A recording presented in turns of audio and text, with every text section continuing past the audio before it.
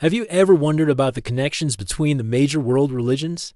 Today, we're diving deep into a story that starts in the ancient book of Genesis and echoes through history. Let's talk about Ishmael. In the Bible, specifically in Genesis chapter 16, we meet Hagar, the servant of Sarah, who is pregnant with Abraham's son. An angel appears to her and gives a prophecy about the child she will bear. In verses 11 and 12, the angel says, "You are now pregnant, and you will give birth to a son. You shall name him Ishmael, for the Lord has heard of your misery. He will be a wild donkey of a man. His hand will be against everyone, and everyone's hand against him, and he will live in hostility toward all his brothers." This description paints a picture of a life filled with conflict and independence. Ishmael is foretold to be a wanderer, a powerful figure, but one who would live apart from his relatives. And indeed, the story of Ishmael and his mother Hagar being sent into the wilderness is a pivotal moment. From him, a great nation was promised to arise, and his descendants, the Ishmaelites, became a nomadic people of the Arabian desert. Now, let's fast forward a couple of thousand years. This is where the story connects to another major historical figure, Muhammad, the prophet of Islam, according to Islamic tradition. Muhammad was a descendant of Ishmael through his son Keter. This lineage establishes a direct ancestral link between the figure described in Genesis and the founder of Islam.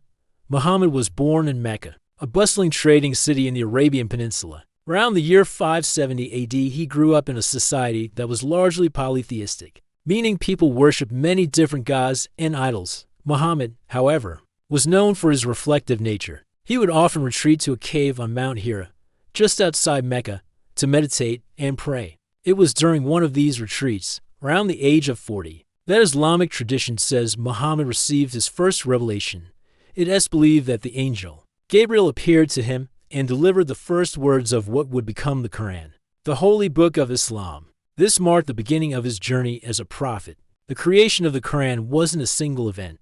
It was a process that spanned over 2 decades, from about 610 AD until his passing in 632 AD. Let's look at 3 key aspects of how the Quran came to be. First, the revelations were oral. Muhammad would receive these divine messages and then recite them to his followers. In a culture where oral tradition was incredibly strong, his companions would memorize the verses. The word Quran itself means the recitation, which highlights the importance of the spoken word and its transmission. Second, the messages were written down, while many memorized the verses. Muhammad also instructed scribes to write them down.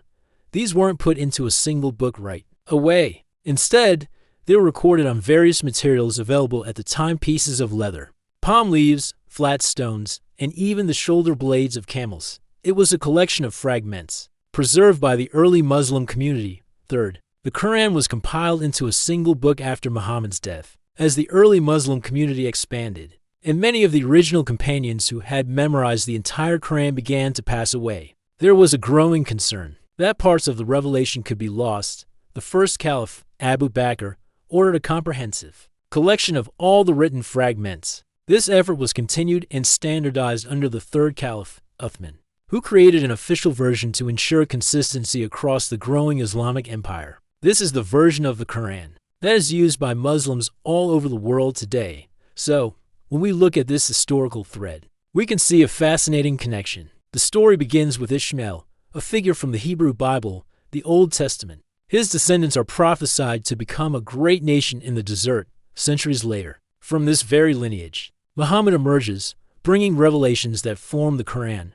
This means that the roots of the Quranic narrative are deeply intertwined with the biblical narrative. Many figures you read about in the Bible, like Abraham, Moses, and even Jesus, a key figure in both faiths, connects them deeply, are also revered as prophets in Islam. The Quran retells many of their stories, often with different details or emphasis, but the shared heritage is undeniable. The story of Ishmael, a man described as living apart yet fathering a great nation, serves as a foundational link. He is the forefather, the common ancestor who connects the traditions of Judaism, Christianity, and Islam. It's a powerful reminder of how these great world faiths share a common origin story, branching out from the same ancient family tree in the deserts of the Middle East. Understanding these connections doesn't diminish any single faith. Instead, it enriches our understanding of the complex tapestry of human history and belief. It's a story of prophecy, revelation, and the enduring power of words to shape civilizations. Thanks so much for watching. If you found this exploration interesting, please give this video a like and subscribe for more deep dives into history and faith. See you next time.